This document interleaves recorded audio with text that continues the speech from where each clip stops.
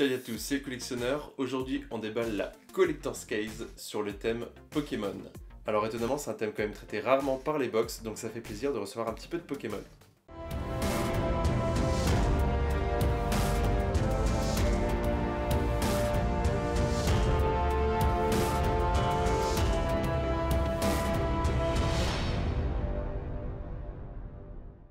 Alors si vous avez vu les précédentes vidéos de la Collector's Case, vous savez qu'ils ont l'habitude de mettre des paquets de cartes. Donc évidemment là ça n'a pas dérogé à la règle, ils ont mis deux paquets de cartes de Pokémon Evolution XY. Alors je les ai sortis pour voir un petit peu à quoi ça ressemblait. Donc en fait les cartes n'ont pas vraiment changé, en tout cas à l'époque je me souviens que c'était vraiment il y a des années, j'avais joué avec quelques cartes Pokémon, elles ont vraiment pas changé, ça me rappelle vraiment des souvenirs de l'époque. Alors personnellement je suis pas un joueur de cartes Pokémon, mais ça peut en intéresser certains, donc je vais donner un point pour ces cartes et une valeur de 3 $ par paquet. Si parmi mes abonnés il y en a qui jouent aux cartes Pokémon, n'hésite pas à me le dire en commentaire, j'hésiterai pas à t'envoyer ces cartes.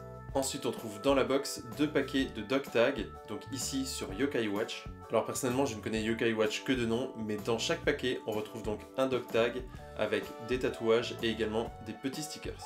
Donc là, comme pour Pokémon, s'il y en a qui collectionnent des objets Yokai Watch, qu'ils n'hésitent pas à me le dire en commentaire. Comme pour les cartes Pokémon, ici je vais donner un point et une valeur de 3 $ pour chaque paquet. Ensuite on trouve dans la box un kit pour anniversaire, donc on commence avec quelques petites décorations. On trouve également des petits sachets à l'effigie de Pokémon, et on trouve une bougie à gâteau à l'effigie de Pikachu. Alors par contre ce kit à anniversaire, je trouve ça vraiment moyen dans la box, donc je vais pas donner de points pour ce kit, et je vais donner une valeur de 5 $. Ensuite dans la box on trouve une petite boîte à deck, donc ça c'est plutôt sympa parce que vous jouez à Pokémon ou à n'importe quel jeu de cartes, ça peut servir. Moi je joue notamment à des jeux de cartes comme Warhammer Invasion, Netrunner ou Star Wars.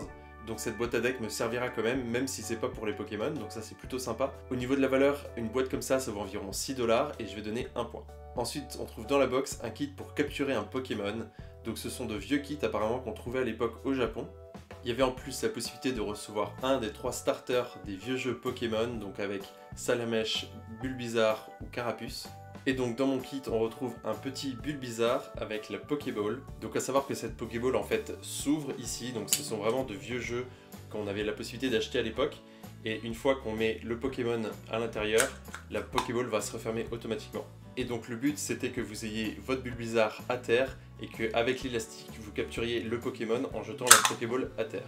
Alors pour cet objet c'est sûr que c'est pas une reproduction de figurines super fidèle, par contre on joue à la fois sur un produit qui est importé du Japon, en même temps ça joue énormément sur la nostalgie puisqu'il y a des gens qui ont pu acheter ces Pokéballs étant jeunes. Donc personnellement je trouve ça très sympa, donc je vais donner 3 points. Au niveau de la valeur, j'ai vu que ça se trouvait entre 14 et 20 $, c'est assez difficile à estimer puisqu'évidemment ce sont de vieux objets, donc je vais prendre une moyenne de 16 $ pour la valeur de cet objet.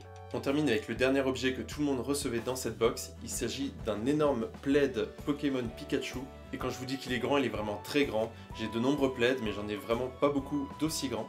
Alors évidemment, dans cette box, ça remplace le t-shirt, mais je trouve ça vraiment cool. Le plaid est vraiment de très bonne qualité, il est super grand, donc je vais donner 4 points pour ce plaid et une valeur de 20 $.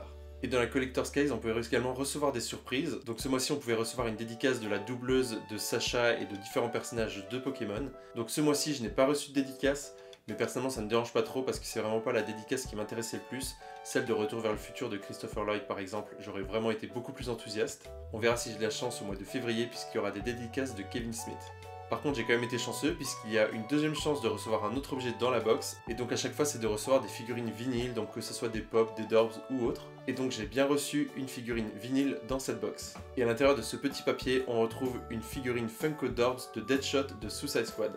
Alors si vous suivez la chaîne, vous savez que j'achète très rarement des Dorbs, même si j'aime beaucoup ces figurines là. Et là ça me fait vraiment très plaisir parce que je trouve que celle-ci est vraiment très sympa. Par contre puisqu'il n'y a pas tout le monde qui peut recevoir une figurine vinyle, je ne vais ni compter en valeur, ni compter en points.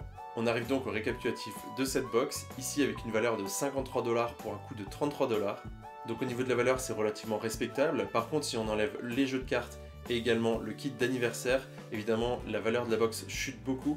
Donc c'est pour ça que cette box n'arrive qu'à 10 points sur 16. Donc elle a deux objets quand même assez sympas, notamment la petite figurine avec la Pokéball et également le plaid, la douillette pour les Québécois.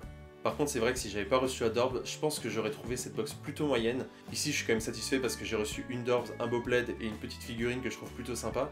Mais c'est vrai que si j'avais pas eu la Dorb, j'aurais trouvé vraiment la box très limite. Alors j'attends de voir ce que nous prépare Collector's Case le mois prochain pour le mois de février. Je n'ai pas pris la box pour ce mois de janvier puisque le thème était Game of Thrones, par contre je vous invite à aller voir la chaîne de Mike Romero qui devrait la publier très bientôt. Sur ce, n'hésitez pas à me dire dans les commentaires ce que vous avez pensé de cette box. Est-ce que vous pensez qu'on aurait pu faire mieux pour l'univers de Pokémon? Comme d'habitude, si vous avez apprécié cette vidéo, n'hésitez pas à mettre un pouce bleu et on se retrouve très bientôt pour un prochain déballage.